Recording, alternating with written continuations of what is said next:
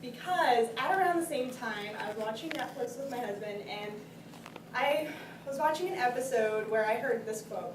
And if you recognize it, come talk to me after the meeting. The quote said, "The world is a damaged place, and if you can find a sliver of happiness, hang on to it for as long as you possibly can." So I thought to myself, why am I letting go of this sliver of happiness? I am loving it right here where I am. Why am I trying to complicate that? Well, the answer is that I had gotten comfortable in my little sliver. And as many of you know, I bring this book up quite often. Maybe I should branch out and read some new ones, but Who Moved My Cheese by Spencer Johnson, where he describes that when you get used to your routine and the same thing over and over, oftentimes it's very hard to bounce back up when that routine has been interrupted in any way, shape, or form. And so oftentimes it's easier to bounce back when you have challenged yourself throughout your life and when you don't put all of your eggs in one basket. See, there's two ways of looking at this. You can say, yes, I'm comfortable and I'm happy to stay here, or yes, I'm comfortable, but is there more for me? My soul searching had come to an end when I read this quote from Oprah. She says, "You get in this life what you have the courage to ask for." You get in this life what you have the courage to ask for.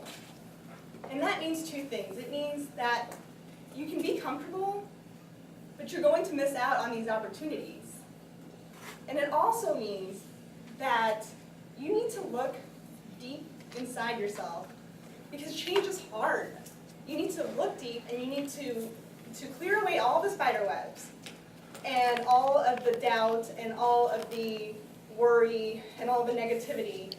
And you need to find those little morsels of inspiration, of courage, and you need to say, yes, I am ready for more. I took the job.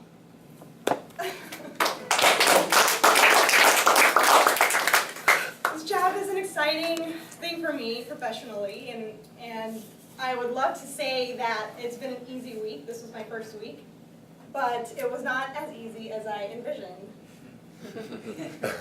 On Monday, for example, I was sitting in a conference room and I went through an entire bag of travel-sized Kleenex when my husband sent me a picture of my puppy during lunch. Why would he do that? Luckily, nobody else was in that conference room to see my ugly crying. On Tuesday, I had a meltdown at home when I was cooking dinner because I realized that I did not meal plan accordingly, and so we were short a couple of meals down the road. I realized that we were going to have to meal plan a lot more on the front end of the week so that we would be prepared for the rest of the week. Not a big deal, but at the time I was emotional and just lost it. On the Wednesday, however, I walked out of my office during lunch and I walked across the street and I came across this beautiful little pond on my left and this super huge deck on my right with a bunch of little quaint tables and chairs. Turns out I work across the street from the Cocoa booth. And I didn't know it at the time, but when I got there, I walked up to the deck and I sat down on one of those chairs and I looked across the little pond. Nobody else was there. It was so peaceful.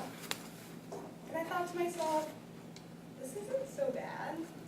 Why am I so nervous? Why am I so worried right now? This is just where life is taking me.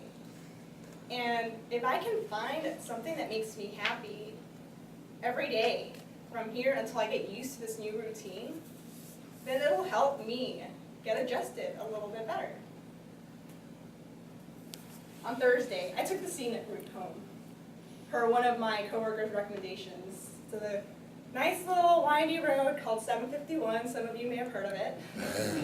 And although it takes me an extra 5 minutes to get home, it's more peaceful than taking I-40 home, which is super hectic, right? So taking that road just helped me enjoy my ride home a little bit better. On Friday, yesterday, we actually worked 9 4s and 1 half day. So I actually got to leave work at noon yesterday and go home and see my puppy during lunch like I used to. and run some errands, and I realized I can get used to this. I can get used to half-day Fridays. So things are looking up, my friends, and pretty soon I'll be back on top. As for you all, I ask that you find the courage to ask for more, that you trust that you are learning valuable lessons from the people and experiences that you are encountering, and that you discover things along the way that help you enjoy your ride.